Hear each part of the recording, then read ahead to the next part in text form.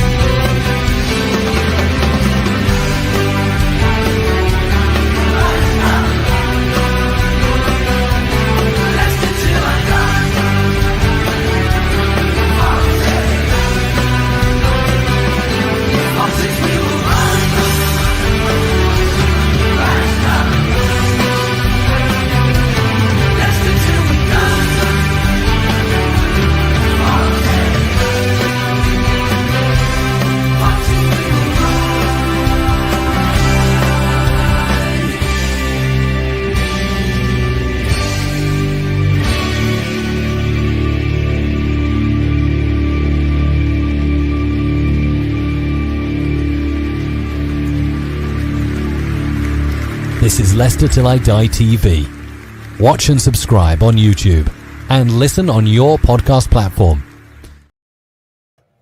Good evening, good afternoon, good morning, good night, good day, goodbye, hello, and away the lads, which was probably the worst ever Geordie accent you're ever going to hear.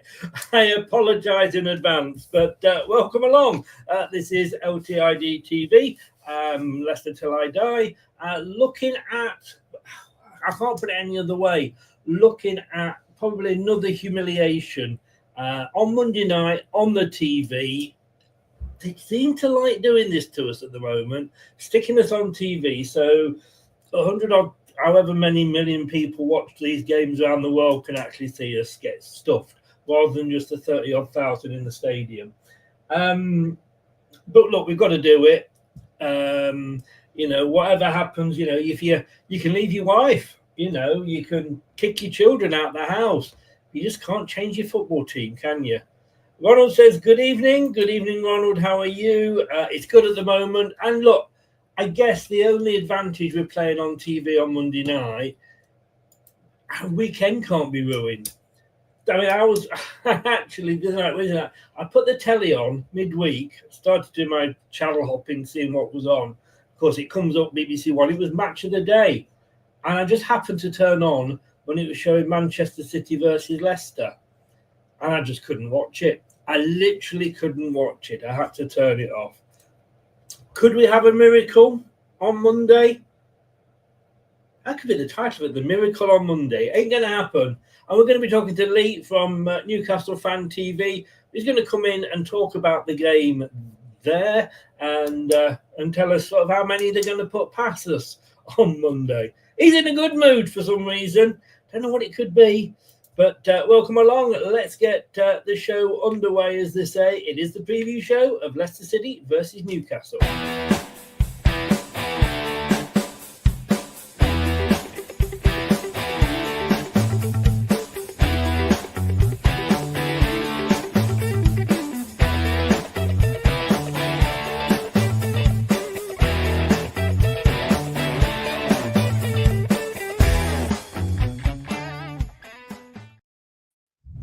Good evening, Lee. How the devil are you, sir?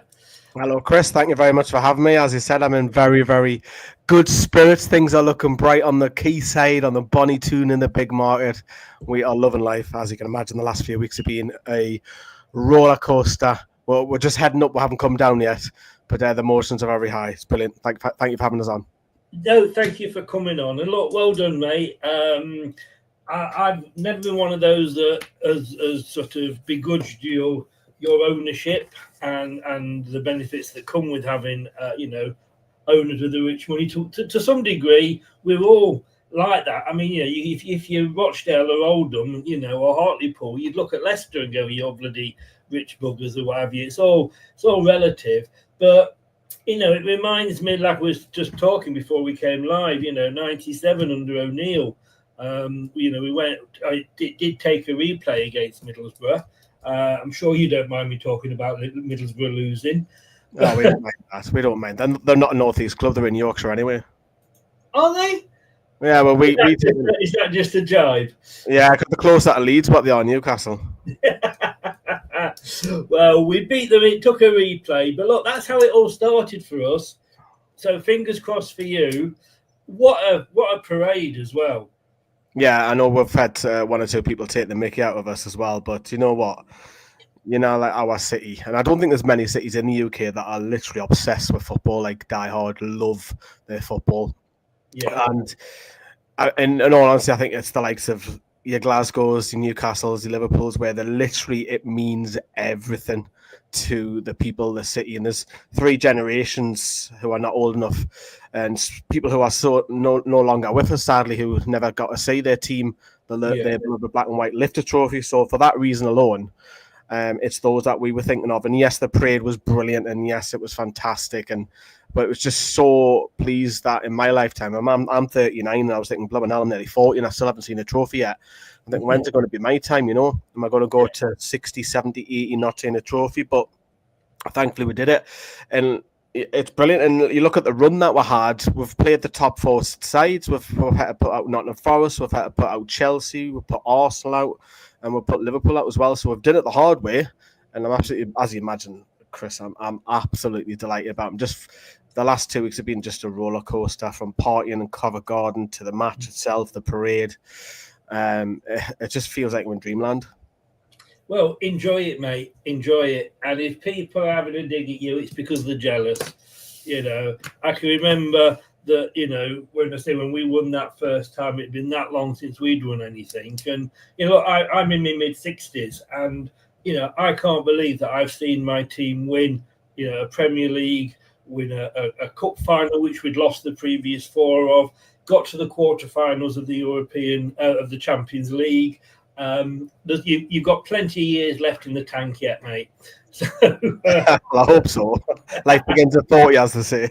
Yeah, well, exactly. For me, I think it began about 56, something like that, 54 when we won the Premier League. And that, you know, I've got the trophy there. It costs stupid money, but who cares? You know, you do these things when you're happy. You're right. I mean, I'm doing all mine in the background. All this is getting changed, and I bought loads of stuff from the Carabao, so all that's going to be plastered with signed shirts and everything. And so I'm looking forward to redecorating my place similar to yours. Yeah, we're kids, really, aren't we? When it comes to the toys. Yeah. Look, 8 o'clock kickoff, been arranged for Monday. You said you've been to Leicester before. You like it? Are you going on Monday night? I am. I go every home and away game, so I'll be there. So I've done Leicester quite a few times, from seeing we get hammered 5-0 in the rain a few years back, and then then the Boxing Day where we won 3-0 last time we was in the Premier League. So yeah, I stayed in the Holiday Inn on Christmas night. Believe it or not, that night. No, wow. Yeah, my Christmas was done with the little ins and all that, and I thought, you know what, at 7 o'clock, I just jumped on booking, seen the Holiday Inn next door for 45 quid, late checkout at 2 o'clock, could park my car there all day, and I thought, you know what, I'm having some of that. So, but yeah, I like Leicester. I was saying to you, Chris, off camera, just the way they put us, it's a great away end, it's a great away day. And the similar Ipswich, I was saying as well, it's sad that we're going to lose 2 of those clubs, but hopefully, you know, you've got a little bit of fight in it. I know it's looking tough for you at the minute, but I'm looking forward to the Monday night. Obviously, we've both got something to play for, haven't we?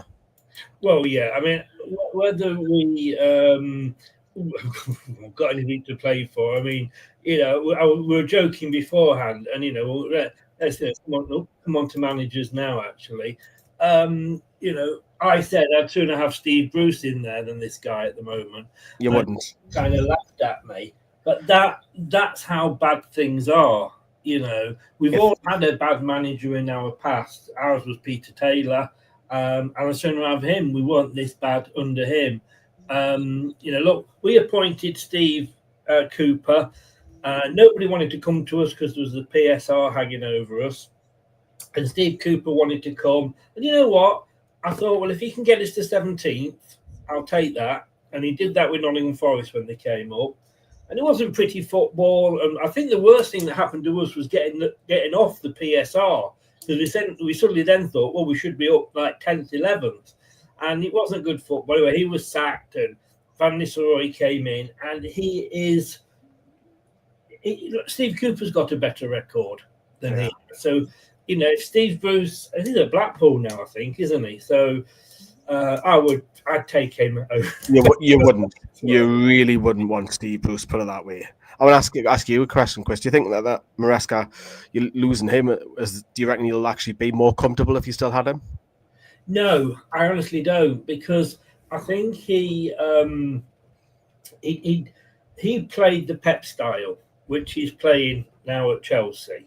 Mm-hmm. And all right, look, he's got the better players at Chelsea that can probably do that. You look at Southampton, how long they played that style for, and it wasn't working for them. Steve Cooper came in, didn't play that style, and that was the problem with Enzo going. He went and took all his staff with him, and I don't blame him for going, because look, it's a job, and if he'd stayed at Leicester, would he get the Chelsea job now? No, he wouldn't. So you take these things when they come along, and I understand that, as annoying as it was and disappointing at the time, that he went so quickly. But I don't think we'd be any better off with him. And the Chelsea fans are not happy. We played them a couple of weeks ago. I did one of these, and they're not happy with his style of football either. But I want to talk Eddie Howe with you, because obviously, like I said to you before, he's walking down the middle of the Tyne at the moment. And I live just outside Bournemouth, so I saw what he'd done at Bournemouth. I'd also spent 20 years of my life in Burnley, so I was kind of sort of half following him at Burnley as well. What an absolutely fantastic man. What he did at Bournemouth that story is probably better than us winning the Premier League, in fairness. When you took him on, I thought, this is a good appointment, but is it just going to be temporary until, he'll keep you safe, you've got rid of Steve Bruce, he'll maybe, get you into the top half, but then you'll go and get a named manager, if you like. But he's kind of blown that out the window now, hasn't he? Yeah. I remember I went on the overlap about when it was first doing the fan debate, when they were first launched. And I got kind of like mocked a little bit for saying I wanted the dream one would be Mancini at the time, and I said Eddie Howe would be one of those two. And I was kind of like mocked at saying Eddie Howe, and Jamie Carragher was saying he's only going to be the guy who pushes up to 7th, 8th, and then the next one will come in. But that's gone out the window, as you say. So obviously, when he did come in, yes, he's got money to spend. He came in when we're sitting 19th, but at the end of the day, you look at the signings, they're not, obviously, you'll know Chris Wood yourself, and Kieran Trippier was the big one. That was a surprise, and Matty Target, they're not like wow signings. They're just steady headers. Even Dan Burn at the time, because I was like, Dan Burn, I don't know. And obviously, we unearthed Bruno Guimaraes, and then obviously we spent in the summer again. But you talked about it before, PSR. We've got that problem as well. We're better like basically Elliot Anderson and Yakuba Minta leave us, and look how they're doing bits now with Forest and Brighton. So we had to sell before buying, which is incredible. So yes, he's had money initially, but now the last 3 transfer windows, we've not signed anybody permanently for a fee. The Lewis Hall deal was already done. That was loan to buy, yes, but he's had no money to spend, and he's proven that we've had no money being spent this season, and we've gone and won a trophy. So he's the best English manager out there. I think it's a long distance. Whoever's second, I think it's a massive different distance. Oh, a lot. He is by a long chalk. And I've got to say, you're going to hate me for saying this, but I think a lot of people what you're going to ask me, wanted him as the England manager. All right, look, if Tuchel goes and wins the World Cup for us, I think the sun shines out his arse. But having a German in charge of the England team, I'm sorry, for me, it just doesn't compute. And I think when Tuchel eventually leaves, I think Eddie Howe is the shoe-in for it. But I think we're probably talking a few years, seasons before that happens. I've got to say, all credit, though, to Newcastle, because you've stuck by PSR. You've not got 115 charges against you. You're not selling a hotel every other week. And look, you do what you've got to do to get around PSR. I get that. We did recently when we got out of our own troubles. But fair play to you. You've got all that money, but you haven't just gone out and goes, right, we're buying Messi, we're buying, Ronaldo, and what have you. You're doing it the right way, and that's lovely to see. It is, and obviously, yes, it was a bit of a sticking issue, as I say, with the Saudis coming in, and they took a lot of stick as well. But look what they've done to our women's team. We've won double promotion, and they made the girls full time now, and they're not far off getting into WSL now. So it's not just that, the community feels back amongst the Geordies as well. So you look at, like, you speak to any Newcastle fan now, they'll sing the praises of the Saudis naturally, and just people might say, oh, it's sports washing, yada, yada, yada. But look at, you can't really control. I bet Manchester City fans are not complaining who their owner is. So nobody's going to say that other. But look, I think the club have done it the right way. They've been cautious of what they spend, what they can't. And I think for the first time in a probably good couple of years, that we'll spend a little bit more this summer, because we haven't spent the last 2 windows, and we're accounts come out a few weeks ago. We're in profit as well. So, expect Newcastle to strengthen and push on. And whether we get Champions League, Europa League, or stay in the conference, who knows? But I don't think we'll lose any with big guns. I think they'll stick around for another year, just because the fact I think winning the trophy was massive. And then I know there's a lot of talk with Isak in particular, but I think he'll hang around for another year. He's still only, 25? Still got 3 years left on his deal. So it's third good. Third top goal scorer in the league at the moment, I think. And I think he's the best striker in the league as well. I know Salah plays on the right, don't get me wrong. But if you compare him and Haaland wouldn't do the same amount of numbers in a Newcastle shirt than what he does in what Isak would if it was flipped around. If Isak was in that Man City shirt, I think Isak outperforms him. I mean, Champions League, that could be down to sort of 5th or 6th or whatever. You know, why would he? If you, let's say you get that, and we'll come on to sort of predictions and what have you later about where you could end up.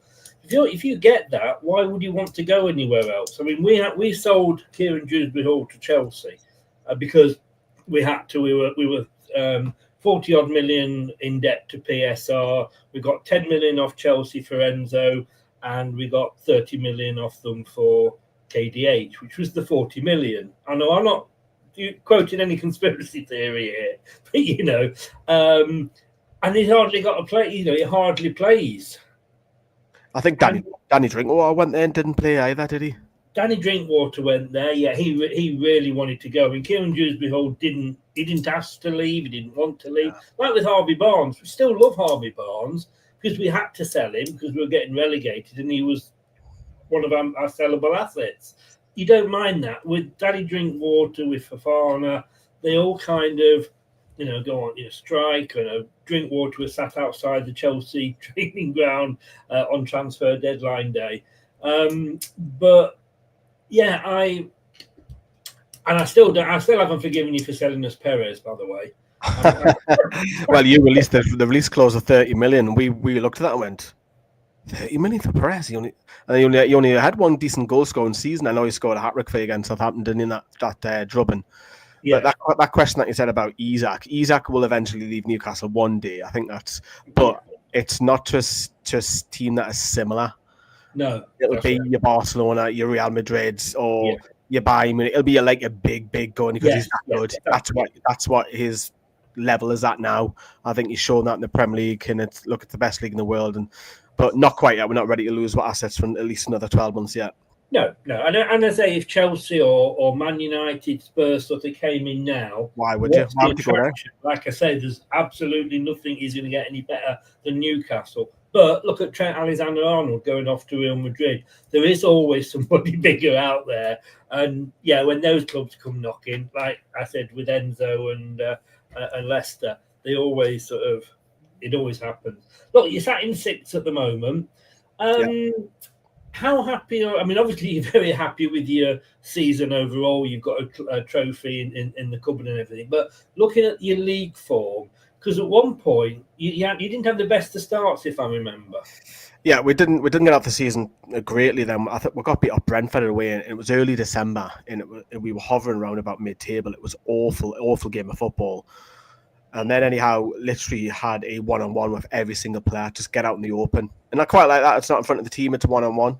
Get it off your chest. And we went and won 9 in a row in all competitions, which pushed us back up into the European places, hovering between 4th and 8th normally.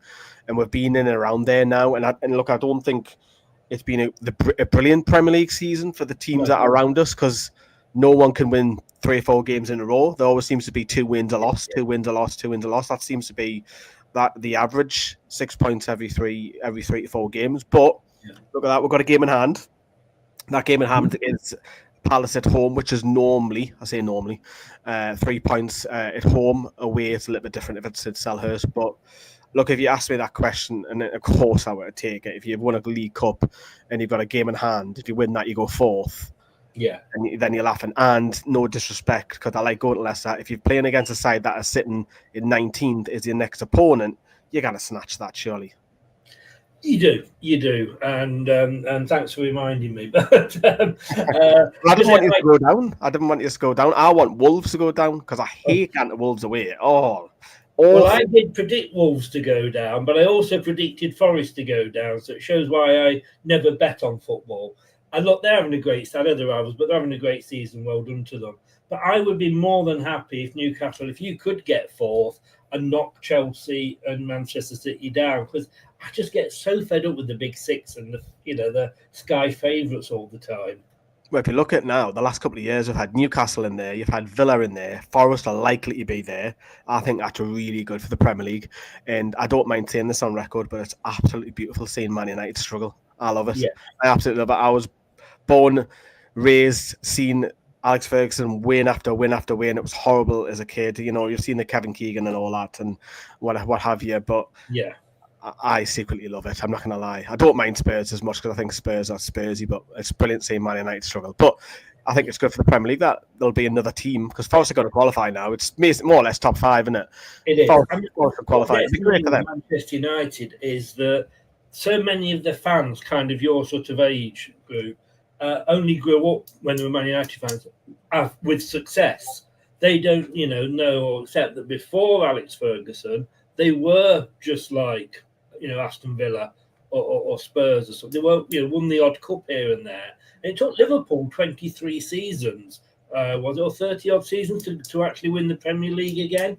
But Man United fans seem to think that they have a right to win it again. And no, you don't. It goes in cycles. And it is. I've got to say, 100%. It is fun to see that. Sorry, any Man United fans, it is banter, but look, you bring it on yourself, But they'll be changing teams, man. They'll all be changing teams. Yes. They'll all sit at home and watch it in front of the TV, don't they? Well, they'll all be off to the local club, whether it be Arsenal, Crystal Palace, Fulham. But look, Leicester, 19th, 17 points. Even Ipswich won. Southampton got a point. We've got no fight. We are, as you can see there, 7 points off. No, it's more than that, isn't it? 12, isn't it? 12 points, that's it. Yeah, can't do me maths. 12 points. We are as good as down, and we should now be sort of getting ready for the championship. And we've had. I'm doing a stat earlier for the show. Like when we sacked Claudio, and yes, he had to go because we were down where we are now with him. When we sacked Puel, we weren't this bad. All of the recent signings, when we sacked, we've not been as bad as this. And yet he's there. He's still in there week in, week out, Ruud van Nistelrooy. And that we don't know why. And I've got to say, it does give me a really better understanding of how you felt under Steve Bruce. It really does. I was surprised because Van Nistelrooy was only, you got 4 games or something at Man United? Yeah. And then he was basically told, see you later, thanks, but no thanks. And then, bang, he's in a Leicester job straight away. And I'm like, wow. I'm just trying to think of people who are quite similar, like Robin Van Persie. Robin Van Persie had to go to lower league, Eredivisie side, and he's just got his move because he's earned it. He's got his move to Feyenoord because he's earned that move. But Van Nistelrooy's kind of just fell in his lap and think, oh my God, I've got a Premier League full-time job. But well, the funny thing is, because he was at PSV, obviously, for 3 or 4 seasons, and he'd worked his way up through that. He actually, when he took the job, he had more managerial experience than Enzo Maresca, who had only had sort of 12 seasons at Parma before they sacked him. So he actually came with more experience, but he's just not he's like a Wayne Rooney, just with more facial hair. It really is. But look, last time out we lost to Manchester City. We played Manchester team 6 times this year. And I've got to say, I hope you do what Manchester City do, and that's when you just got a couple of goals up, just take your foot off the pedal just think, well, we've done our bit. We don't want to sort of wear anybody out and be nice to us. But about your game against Brentford, 2-1, was it as tight as that scoreline would suggest? Probably, yeah. Some fans will probably say that we're a little bit fortunate, maybe, because let's be honest, Tonali goal was a fluke.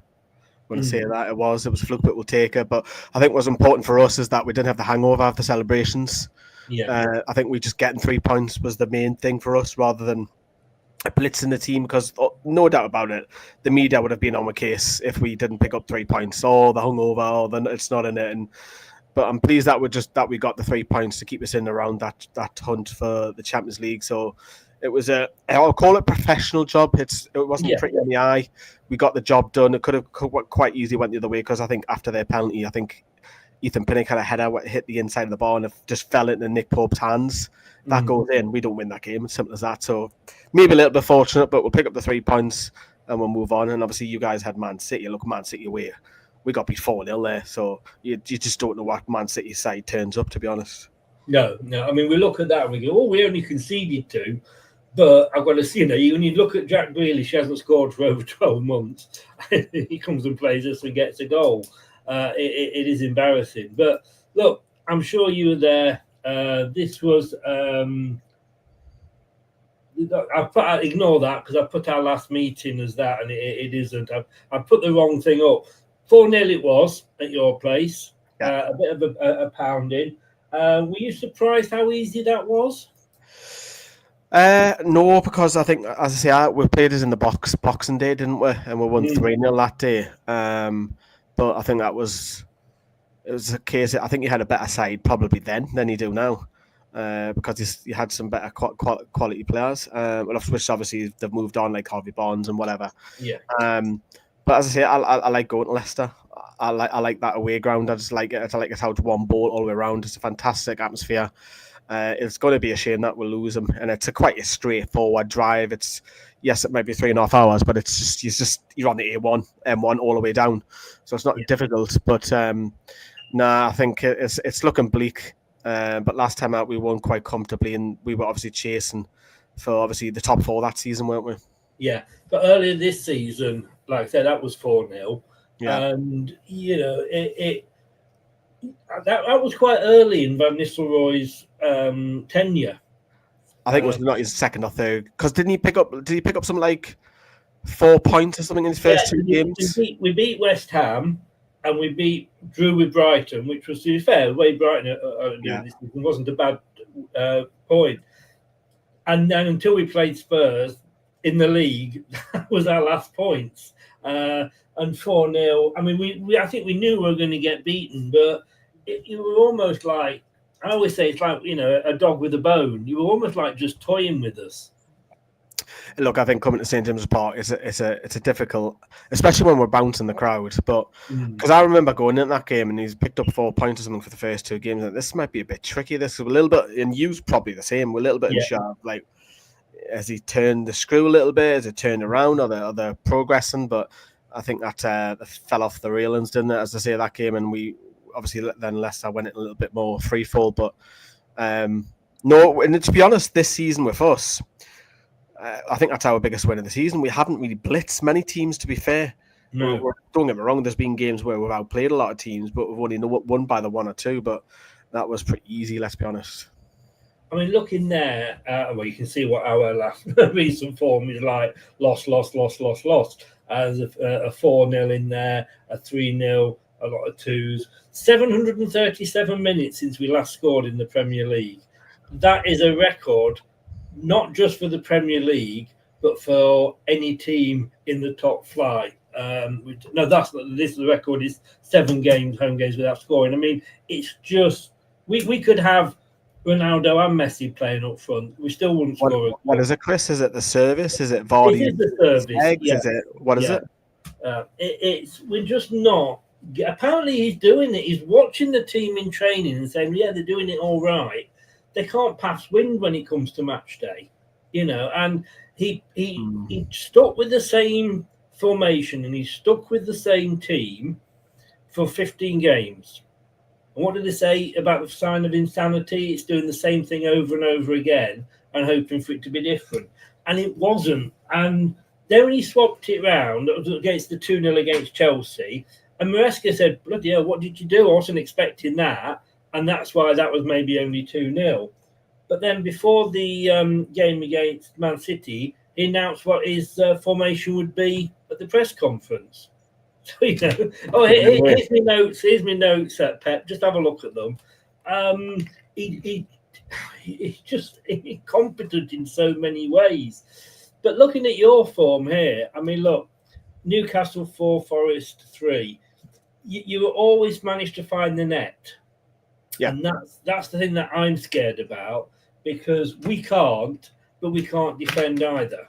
You know, when we had Steve Cooper, I think for something like the first 11, 12 games, we've got a goal in every game. Now we haven't scored for 737 minutes. You know, how is he still there? But you know, have you got in? Well, we'll come on to weaknesses in a minute, but you must look at this game and you must think this is going to be one of our easiest games of the season. Quite possibly, and Isaac might not even play. There is obviously Eddie Howe's had his press Saturday, and he's got a couple of niggles. So Eddie Howe might look at this and think, do you know what, we're not actually going to play Alexander Isaac. Callum Wilson can do a job up top. That's probably a sensible way to do it, especially when we're playing 3 inside of a week. Gordon is back from suspension, but again with him, he's still nursing an injury, he's training on his own. So I think it will be Harvey Barnes to start. But as you say, if you're not scoring goals, Chris, you're not going to win games, are you? So no. There could be 1 or 2 changes just for Newcastle, just to freshen up, and then there don't want to be too many. I think there'll only be 2 or 3 just to. Who's your next game against?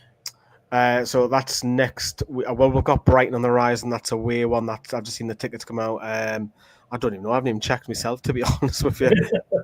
I just think, is it likely? Is Eddie one of those managers that will look at this and go, yeah, it's Leicester. Show us some respect, but I'm not going to necessarily put the full squad out because of the games that we've got coming up. I think what Eddie Howe just looks at it, he takes it 1 game at a time. He always says that, and he never says, "Oh, we expect to go there and get 3 points." I think, and I don't think it'll be hiding or anything like that. I really don't. I think it could be we might get frustrated, not you guys. So we could end up getting frustrated. So look, it doesn't look great for Leicester that they're not scoring goals, and the 12 points adrift with what Eaton to play for left in the season. So low averages are going to say that the bottom 3, yes, Ipswich did win. I think Ipswich play Wolves as well, don't they? They do. They've got to win that, and that might give them a little bit of glimmer of hope. If they win that, then they'll pull it right back, don't they? To about 5. If they win that, it's 6 points difference, and put that doubt into Wolves' mind. Mentality. Do you think that when you look at last season, the 3 teams that came up went straight back down. This season, the 3 teams that have come up look like they're going straight back down. Ipswich may get out of it, and good luck to them if they do. I mean, you know, everybody says, there's such a big gulf now between the Championship and the Premier League. But you've got Southampton, you've got Leicester, who 2 seasons ago were in the Premier League. So nothing should surprise us. We should have been better prepared. Like, you could argue this with Burnley as well, because they'd been up and gone down and gone back up again. Why are clubs struggling, do you think, so much when they come up now? You're going to hate me for saying it, but it's PSR. Yeah. You're not allowed to spend. Yeah. And it's not just teams at the bottom of the league, it's teams further up like ourselves. We can't spend the money, so we can't go and get who we want. You can't splash the cash, which is mental. Imagine a business where you've just been, I don't know, your business has got a massive growth, and you're not allowed to spend that money. It's only football, isn't it? It's like how the hell have I know yous have obviously came back up and back down and stuff, but we'll give it Ipswich, who haven't been in the Premier League for how many years? 20 odd years. Very, very small budget, and fair play at McKenna for getting double promotion. That's incredible.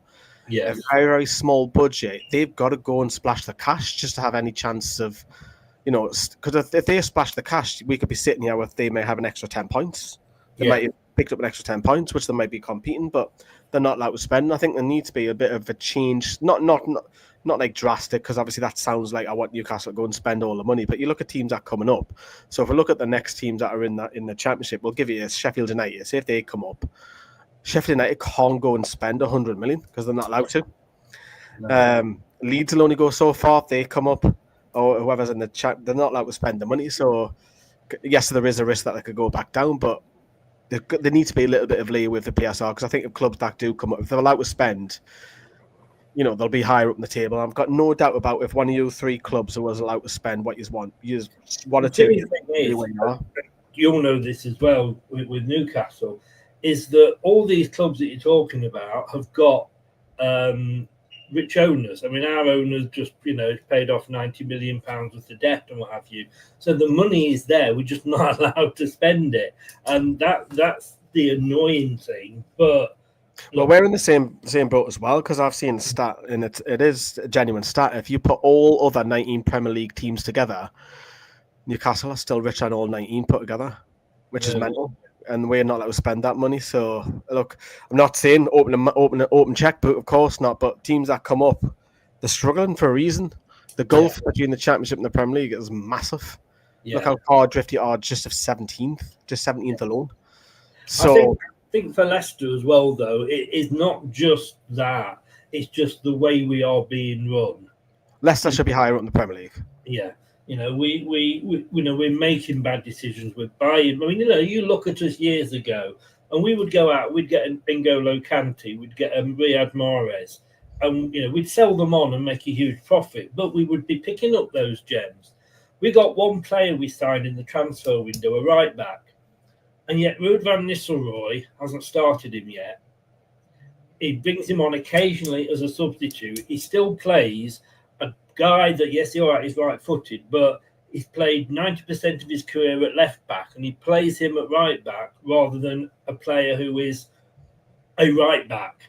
And nobody's questioning him, as far as we know. Nobody's going to say, "Look, what the fuck are you doing?" But to me, that's the sort of thing, like you said, that a Steve Bruce would do, or in Holloway. Yeah, it's just. Again, we won that Premier League, and we thought we'd got the best owners, and in fairness, we probably still have. And he does bail us out, with all the loans and what have you. Well, Chris, do you think that? I mean, with the rest of Leicester, that general is a fan base. Are they happy with Van Nistelrooy going into the Championship and trying to get you back up, or do you think, like, if you have a bad start? Because I think the reality sets in. I'm not speaking for your fan base, but surely they're all in acceptance now. Look, it's likely to happen, so it won't be as like a heartbreaking effect. Because realistically, you should be coming back up anyways with the infrastructure. Well, the problem look at your training ground. Your training ground's better than ours ours is just a shed, more or less. I know it's been improved, but you've had the infrastructure built, and I would expect less. Having the infrastructure and a huge, lovely training ground, if that's going to produce players that will be into the first team eventually. I mean, we've got such a great clutch of youngsters. They're all out on loan at the moment, but Van Nistelrooy comes out and says, "Yeah, I'm going to start the play. I'm going to give the youngsters a chance, and I'm going to definitely put." And he named 2 young players. I'm going to put those into the squad at the weekend, and he only ended up putting 1 in. Now he's just name checked a young lad who's probably gone up to his mates and gone home to his mum and dad, going, "I'm going to be in the squad," and then he's not even picked him. And they can't do any worse than what we've got at the moment. And yes, we are, I would say, unless, they're just putting on a bravado, 90%, 95% of Leicester fans are accepting we're down, And for on Tuesday, I'm doing a show as to who we want to be in charge if we do go down. And it's more and more people, as it goes on, are saying, Ruud van Nistelrooy is not the man to bring us back up. And when that does happen, whether it's the 33rd game, 34th game, whatever it is, do you expect the pressure from the board to say, "We're down, play these kids, they need the chance now for the last few games"? No. No, because I don't think they know how to put pressure on. We've got, we had our owner who passed away, would have been his 67th birthday today, R.I.P., Vichai. We love you to bits, and then Top, his son, took over, kept it going. He could have walked away, he didn't. But as I say, he hasn't got the balls to make the decision and go, "Well, actually, I know we're going to have 3 managers in a season, but it needs to be done."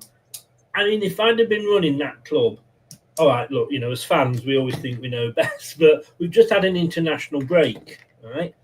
Get a new manager in those 2 weeks and give that manager the last 10 games that it would have been, or 9 games, to get to know the squad. Because pre-season friendlies and training ground tactics and what have you, you don't get to know the players. Watching the players on the pitch, and that's what happened when Brendan Rodgers came in. He came in like February, I think it was, and he had that run at the end of the season to assess the players in proper games and see what they'd got to offer, see what the bottle was like. It should have been done. Van Nistelrooy should be gone now, and we should have somebody else in. And you say, well, we can't afford to pay him off. Well, why do we give him a 3-year contract then, Yeah. But we wanted him, we got him, but you've got to be prepared to say it's gone wrong. And unfortunately, if I'm honest, as much as I love our owners, they haven't got a good record of keeping hold of managers. Yeah, it's going to be an interesting few games for you, isn't it? Because when the news does come, I mean, Southampton will be the first to go. I think that's the next couple of games they could go, can't they? And they may go down as the worst official Premier League side. They might take that from Derby, but then it'll be obviously Ipswich, because I think the bottom of the league is, unfortunately, I think that's done. I think the top of the league, Liverpool are going to win the title. I think it's basically all the focus will be on the European places now. Yes. But when that does come out, for me, from a neutral, I would like to say just the kids keeping them out. I know it might not happen, but I think Van Nistelrooy will probably stay in the pre-season. I think you need to get off to a good start. I think if it's 7 or 8 games in the Championship and Leicester are not up there, that's when it might happen. But then you've got a manager coming in with, and all right, in one thing in fairness to Van Nistelrooy, he's playing with Steve Cooper's team. We again, because of PSR, we couldn't buy any. We bought one player for $3 million in January, and it's that's what I'm looking for. So he's not got the team that he's wanted, or anybody he's wanted to bring in, and Steve Cooper's signings. And it's quite interesting because we were saying, we want all these youngsters to come in, and he went, no, I'm not getting youngsters. I'm getting experienced players. I'm not going to be blamed for not having experience, and that's why we went down. Ipswich went out and bought a load of young championship players like Schmodic and what have you. They haven't done very well either in the Premier League. So it looks like we're both going to go down, us with the experience, them with the youth. But who's going to have the better chance of coming back up? Ipswich, because they've got a team full of players that are used to the Championship. Plus, we've got the EFL waiting for us, like the child catcher in Chitty Chitty Bang Bang, with management plans, transfer embargoes, possible points deductions. So, no, he needs to get gone. He needs to get gone. Look, as you look at us there, I mean, we've got no strengths, hardly, This is from whoscored.com, and they've got one of our strengths down as protecting the lead. I don't know when we last had a fucking lead to protect, to be honest with you. But what they have hit on the head playing in our own half, because it seems that when our players go over the halfway line, they suddenly think, hang on, what am I doing up here? No, better pass it back, and it's scary. But I want to have a look at your style of play, and this is what they said about you. And I always find it interesting to see whether you agree with what they've got. They say it's whoscored.com, and they say your strengths are creating chances using through balls. That's very strong.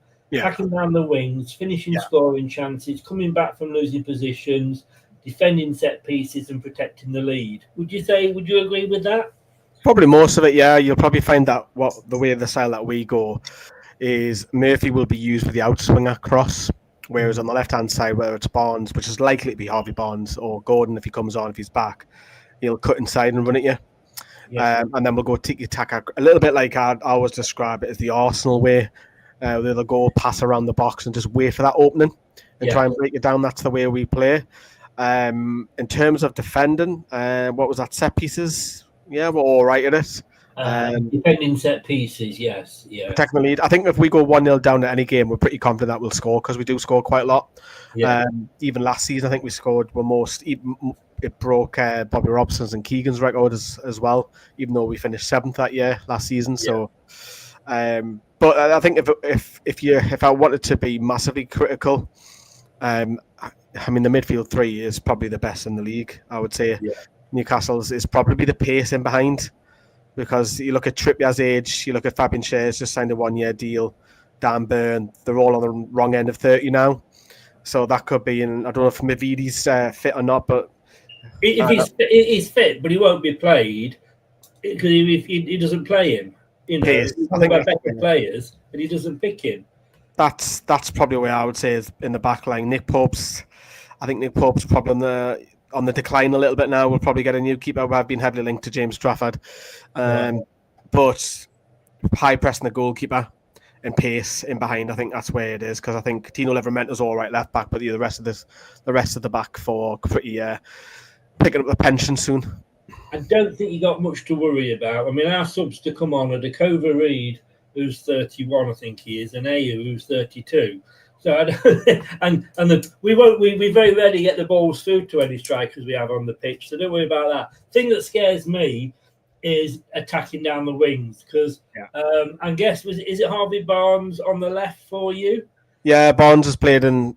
Well, it's funny because obviously Gordon got a 3-match ban, and we thought, oh my god! But to be fair, Harvey Barnes, he's much better on the left. You'll know this yourself. Much better than the left and the right, and he has played it on the right a couple of times, and he's just not effective. So he's grasped this opportunity. But I like the fact, and you'll know this yourself, Chris, is that he wants to shoot all the time. I'm going to have a shot. I'm going to have a shot here. I'm going to have a shot here. Whereas the rest of our team, like tiki-taka, moving around, and sometimes we're just screaming. Sometimes hit it. Yeah. Harvey Barnes is not afraid to do that, and you never know what happens. He might ricochet, he might score a worldie because he's capable of that. But Murphy's much improved, I think. But in the summer, I still want that area improved, because I think Murphy's an all right winger, but it's an area where it needs strengthened. And all I'll say is that if Harvey Barnes gets down that left-hand side, he'll be up against our left-back playing in the right-back role in James Justin, who is fantastic at left-back. He got in the England squad, but he's played on the right. So that's the scary point for me. Geordie Toons asked me to ask you, how is Ferdinand doing? Ferdinand's my dog. Oh, is he? He's me friend. He's just behind just in front of us. He's a little Frenchie called Ferdinand. He's quite famous on my videos, because he's in a few videos every so often. Is it? Ferdinand another part member of the family. No, it's Ferdinand. So Les Ferdinand was my childhood hero. So. We had Les Ferdinand at Leicester for a while. Yeah, it was at the wrong end, though, wasn't it? He's right at the end of his career. It was, but he wouldn't have come to us at the height of his career, because of where we were at the time. But loved him. I named my dog after him, of course I would. It was either that or Shearer. It's going to be one of the two. Yeah, not Perez then. No, I mean, people keep saying if I get another Frenchie, I've got to call it Shearer. So I'm going to have Shearer and Ferdinand back up top again. Yes, yeah, definitely. Look, these are the top players. Again, this is who scored. Look, Isaac has got 20 goals this season on his own. 15, 16, 19. We've only got 21, I think it is, between all of our players. I mean, that's if they're in, you can see the problem. Yeah, goals, isn't it? It's goals. Like, we've got a world-class striker who was developed. Fair play to him and Eddie Howe for development, because when he first come, Darwin Núñez cost the same amount of money, and look at the two differences between the two strikers now. Yeah. So he's is elite now. He is. Whether it's an individual piece of skill, whether it's a penalty or whether it's a fox in the box, he has it all. But in all honesty, I don't think he'll play. I think it will be Callum Wilson. I think he might just rotate one or two. I hope he does play, don't get me wrong. But the goals are all spread. Like, we've got a lot of threes, a lot of fours, a lot of fives. But obviously, Gordon is a threat, but I don't think he'll start. But I don't think Gordon's been as strong as what he was last season. Last season, he was absolutely. He doesn't need to be against Leicester. Like I say, we were getting quite happy that Haaland wasn't starting for Manchester City, and it didn't matter. They still beat us. You can put your the women's team out there, and you could beat us. You can put your car in fourth gear and still do a job. Yeah. Yeah, exactly. And this is thanks to Opta, your areas. You know, you're at the bottom there, and as you can see, the purple bits are where you are strong. You can see we've hardly got any purple, and as you can see there, it basically backs that up, saying that the down the wings is where you're strong. Yeah, we are strong on the wings, but then again, if you look at, I think what Liverpool struggled with in the final is coping with the midfield three, because again, Tonali, Bruno Guimaraes, and Joe Linton are up there with any three in the Premier League. Name me a better three. People do struggle, but a lot of the they'll pick the ball up and then they'll ping it to the left or right, and then it'll be tiki taka, or it'll be a 1-on-1 if it's on the left hand side, and Isaac's just waiting for a little bit of movement. So that's where the goals come from. But we also, on the counter, I forgot to mention as well, we do have pace as well to go from transition from 1 to 2. So, and all front three have that in abundance. You're not making me feel any better, Ed, I should say. But having said that, Chris, I mean, it's fortune's concern, because if you asked me that question 4 years ago, 3 years ago even, we're playing Miggy Almiron and, God rest his soul, Chris Natsu on the left, and the quality just wasn't the same. Yeah. Well, look, that's why we love football, isn't it? And this season is so unpredictable. But Opta do try and predict things. And they've got you finishing here. Your predicted final points is just over 65, but obviously 65, 66, and a probable finishing position of 5th. I'll take You'd take that, wouldn't you?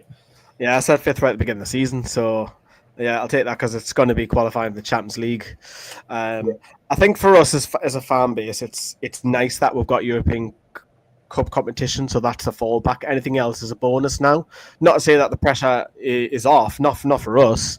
No. That's not what Eddie Howe wants. He wants the Champions League. He wants to compete, because we were very unfortunate a couple of years ago getting the group of death with Dortmund, PSG, Milan. It's like, poof. But you didn't embarrass yourselves. No, we were hammered. PSG, didn't we? 4-1. We got a dodgy penalty away from home. Well, yeah, but what I'm saying is, but you still did okay in that group. Yeah, we did all right. We didn't qualify, but I mean, Man United finished bottom in their group with Copenhagen. I mean, that was embarrassing. So we want to get back in there. I'll take 5th place. That should get in the back door. I don't really want the conference. It's nice that it's there as a worst case scenario, but anything else, I wanted to ask you this, because you said this off air before we started. Mm-hmm. What would you prefer? Would you prefer to be in the Conference League as you are?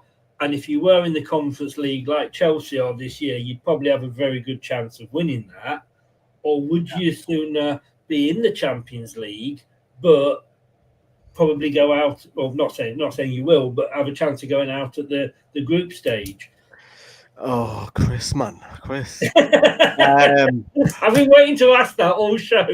I think the owners will want Champions League money. Yeah, money talks. Fans want trophies. So if you said to me, rightly, you're going to win that Conference League, or you're going to get the last 16, last eight at the Champions League, I would pick the trophy. The League Cup meant so much to us, even though people might snigger at it. It's just a League Cup, but it meant everything to us. So we can have another one, because we can't just win a trophy, not win nothing for 20, 30 years. We've now got to start winning a trophy every 2 to 3 years now. And look, it's a great way to get a trophy. Yes, the caliber is probably championship teams that you face, and let's be honest, Europa League is probably mid-table Premier League, and the Champions League is your top-end Premier League. That's the way I look at it. But I think it'll just be rotation. It'll be squad players playing, the likes of Dubravka, Sean Longstaff, etc. All them will play probably until it gets to the serious stuff, the last 16, last 8, where it'll start to be Isaac might play away. It might be like a Dan Burn might come out and come back in, or whoever. Bruno might be rested, but I think it'll be more. It's a hindrance, I think, until you're in the last 16, last 8. I think. Yes, and of course they've changed the format of the Champions League. God knows what they do now. I'm not in it. I've not followed it. And one time I did look at it, I was thinking, what the hell is going on? But I said this to I've got a mate who's a West Ham fan. I said, oh, yeah, he wanted, David Moyes to go. And I said, yeah, but he's won you a competition, in Europe. And yeah, but it was only the Conference League. And I said, you stop putting yourself down. It's still a cup competition in years. you'll go back and say, yeah, we've won a European Cup. Nobody will question what it was. Well, that's the thing. It'll have the name David Moyes next to that trophy. Yeah, I mean, we got through. All right, when we were in the Champions League, we were very lucky with the group. We all got all the way through. The last English team in the competition, last British team in the Atletico, wasn't it?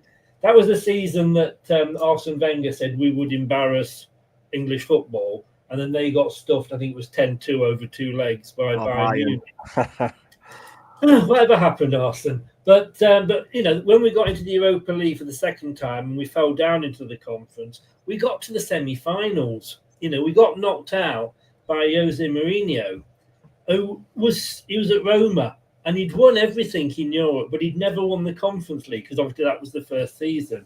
His desire nobody ever knocked the Conference League to me because the desire in that man's game over those 2 legs that I saw, he wanted that. And if somebody like Jose Mourinho wants the Conference League, it says something about it. But good luck anyway, whichever one you do end up in. But I've got to ask, and look, I love this story. We have Jamie Vardy that came from nowhere and made his way, to playing for England or what have you. And for our Jamie Vardy, you take my Jamie Vardy and raise me a Dan Burns. Yeah, well, what a great story that is. Yeah, he's. I mean, we're smiling because it's funny because I went because I go every home and away one, but I went out to Australia for that dodgy the post-season game against Spurs, and we had 2 games out there, and I bumped into Dan Burn in the middle of Melbourne quite randomly, and he was with Matt Ritchie and Mark Gillespie, and obviously I'm only 5'9", whereas Dan Burn's like way up the eye, like 6'7", so I'm quite small. Yeah. So he bumps at me and went, "Oh yeah, you." And I went, "Oh, Dan, let's get a photo." And he crouched down, and ever since then, he's just gone on this trajectory. So I'm to thank everyone. But you're taking credit for that. I'm taking credit for that. But what a season from him. Sven Botman's is seen as amongst the Newcastle fan base as the Rolls Royce, the sexy defender. He's the nearest thing to Virgil van Dijk, what we see it as. But he's obviously been blighted with injuries. But he's kept his place, and even when Botman did come back, Botman had to sit on the bench. That goes to show you that this Europe's biggest talent centre back, whatever, can't get in the side. But that week that he's had of scoring the goal and then getting the England call, nearly scoring for England as well. But as you say, he got rejected at Newcastle for being 11, 12-year-old, and he went to Darlington and made his way up. And for a bloke that's only got 9 fingers, he's doing all right, isn't he? He's not doing bad at all. Not doing bad at all. Look, again, let's stick with Opta, and they've looked at all the games this weekend, and they've got you down with a 59.6% chance of winning. Okay. And I've got to say, I can see no reason for arguing. I'm surprised that they've actually even got us up as high as 18.2%, but they have. But go on, look, give us your prediction. What have you got? What? How many are you going to put past us? I don't think it'll be a Hayden. I really don't. I think he might even score. I know he's haven't scored for a while, but I think we will win. I'm not going to lie. I'm not going to gloat or anything, but I think Newcastle, it's going to be a professional job once more, similar to Brentford. I think you'll stay in the game as long as possible, but I think the final third is that's where it'll count, whether it is an Isak or a Wilson or a... I mean, it'd be interesting for Harvey Barnes because that'll be a bit awkward for him. You'll not celebrate, but if you're betting... I don't have any problem with that because, all right, so, he's a Leicester lad, etc., he came up through our youth, but we're not paying his wages anymore. No, but I think he's gone through that history of what you's have gone through, of course, and he won the FA Cup, didn't he? Yeah. I don't think... He didn't play, did he? But he was in the squad, though, and around the squad, I mean. Yes, yeah. But it'll mean a lot for him to go back, and he'll get a nice round of applause in the wall. He will, because, again, he wasn't asking to leave, but he left because it helped. Well, we needed the money, and we got, he was our most sellable asset. So fair play. So he will get a lovely welcome back, I'm sure. I think he will. But I think he will. I wouldn't put it past him to score like that. I wouldn't put it past him for scoring either. I think I'll get a score prediction from you. I'm going to go 2-1 to Newcastle. I think it'll be tight. I do, even though they're the end of the Premier League. I just don't think it'll be a counter. Look, I'd love to be proved wrong, but I think it could be spells that we get frustrated as a fan base. But I think we'll nick it.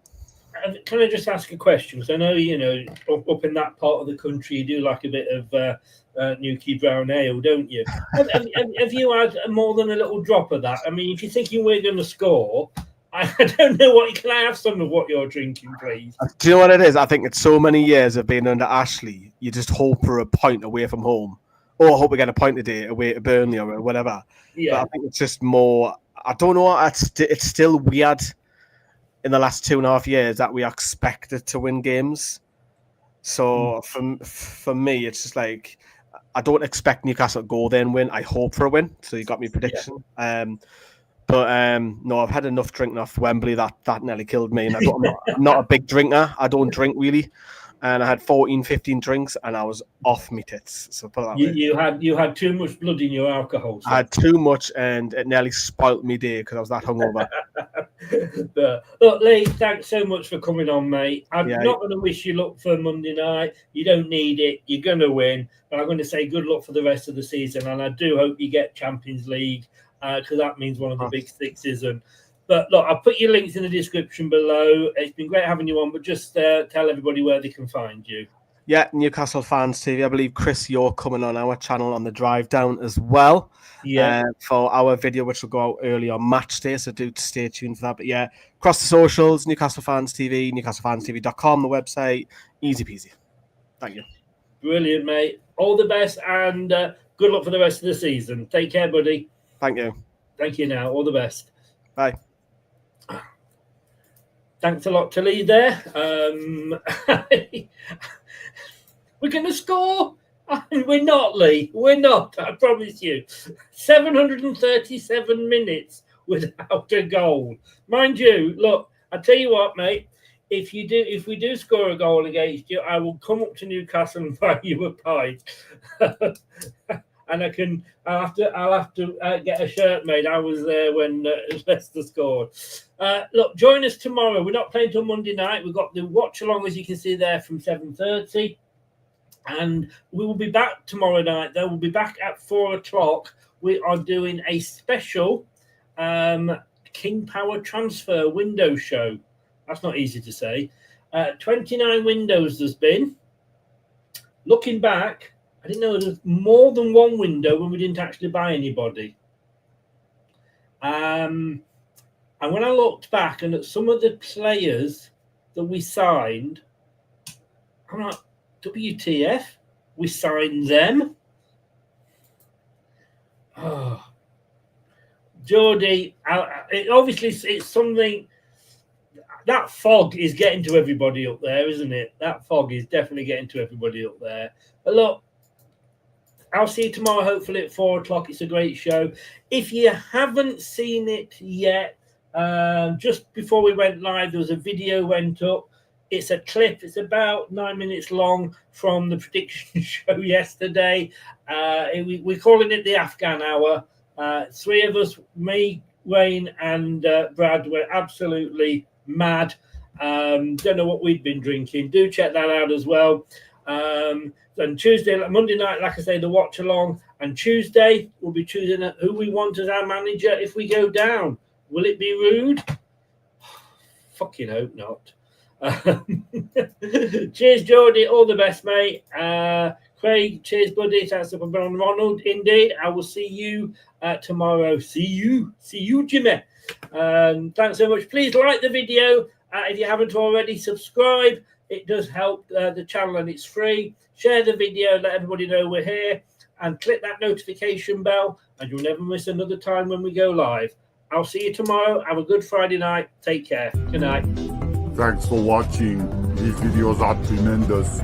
You better like them too, or I'll be back. This podcast is proud to be part of the TalkSport Fan Network. TalkSport. Powered by fans. That will conclude this evening's entertainment.